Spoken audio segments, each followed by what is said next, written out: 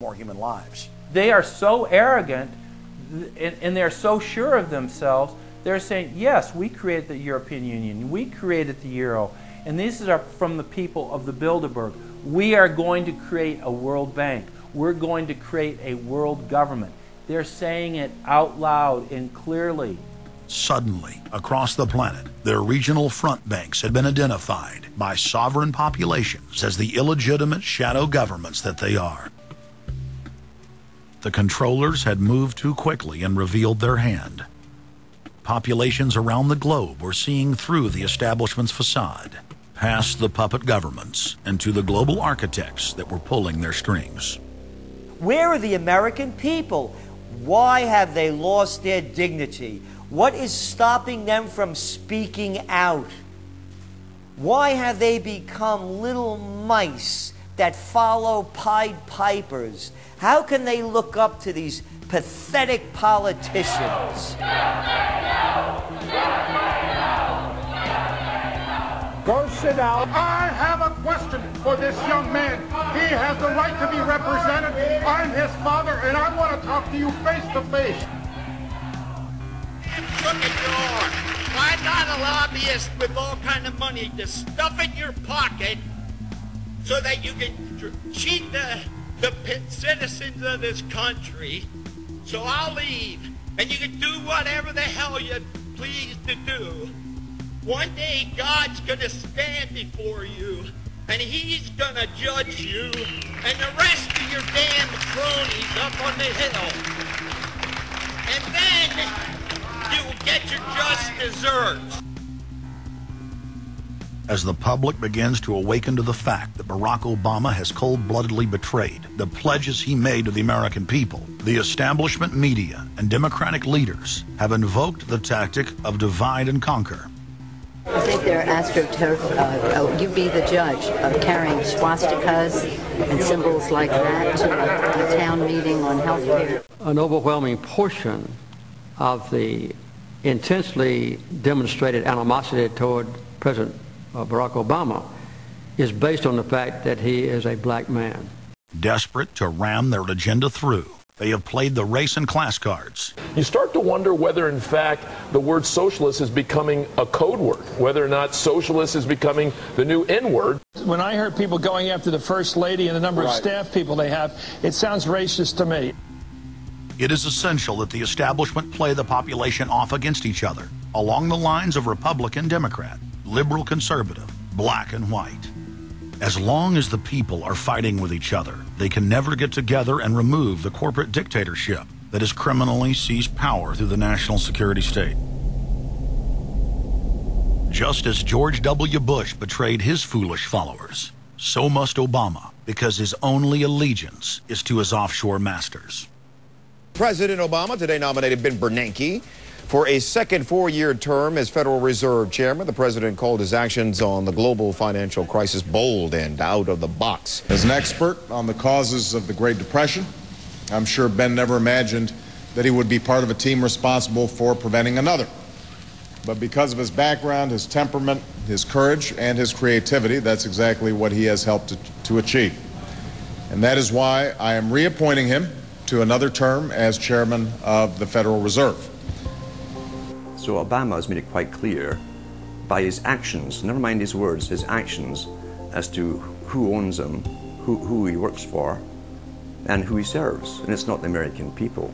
It is so obvious to anyone paying attention that the President of the United States is not the real person in control.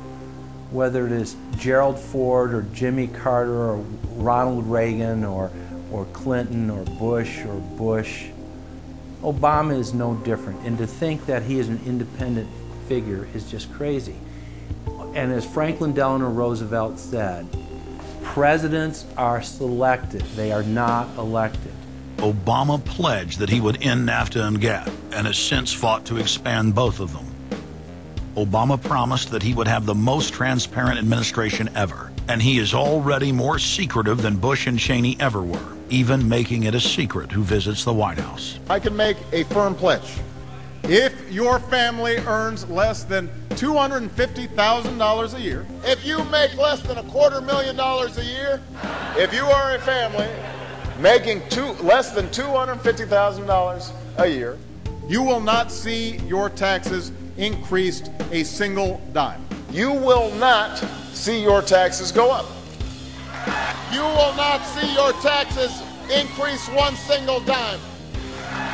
Not your capital gains tax, not your payroll tax, not your income tax, no tax.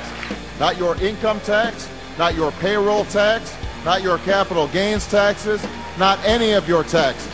Not your payroll tax, not your capital gains tax, not your income tax, no tax. Your taxes will not go up, because the last thing you need is higher taxes when we're in a recession like this, and you won't get one under an Obama administration. Obama made the centerpiece of his campaign the pledge that taxes would not be raised on anyone making under $125,000 a year. He has since gone back on that promise as well and has proposed new taxes on payroll, energy, home mortgage deductions, and scores of other taxes. He made a pledge. He said, I'm not going to raise taxes on anyone making under $250,000. Is that pledge still active? We are going to let the process work its way through it. So it's not. So it's not. So it's not. We're going to let the process work its way through it. All right?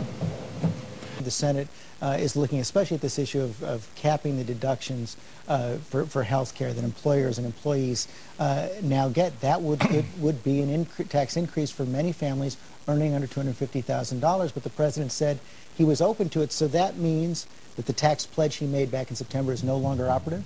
Obama said he was going to abolish the Patriot Act. He now vigorously defends it. We saw the same type of flip-flop when it came to warrantless wiretapping of the American people.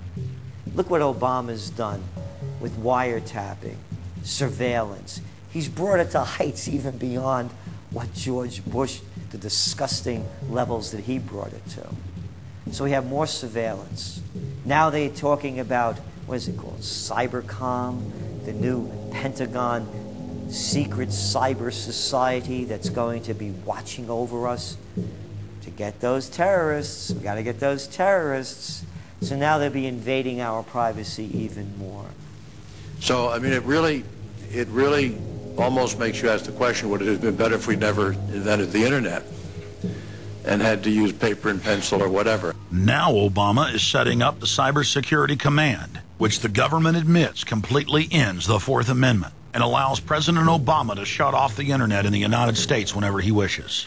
Indeed, in today's world, acts of terror could come not only from a few extremists in suicide vests, but from a few keystrokes on the computer, a weapon of mass disruption.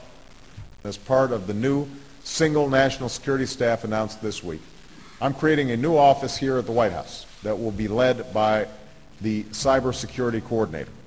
This new control grid is administered by the Pentagon. They just want to keep tabs on us. So we're turning into a surveillance, wiretapped government state. The government is taking more and more control over our lives. I can stand here today as President of the United States and say without exception or equivocation that we do not torture. Obama made a show of investigating torture, but has ignored the Army's own detailed investigative reports, which name the torturers the White House memos document were following the directives of Bush and Cheney, the men who are most guilty for issuing the infamous orders.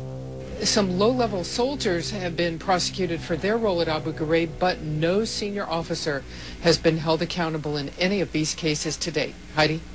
I know that these debates lead directly, in some cases, to a call for fuller accounting, perhaps through an independent commission.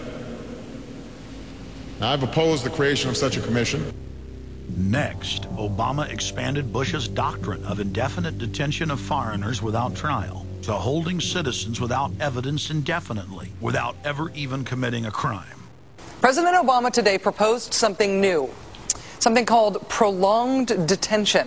Pre-crime is where people are arrested and incarcerated to prevent crimes that they have not yet committed. Barack H. Obama, who ran as an anti-war candidate, has continued the war in Iraq, massively expanded the war in Afghanistan, and unleashed a new conflict in Pakistan. Now Obama is promoting the biggest defense budget in history, dwarfing George Bush's war machine.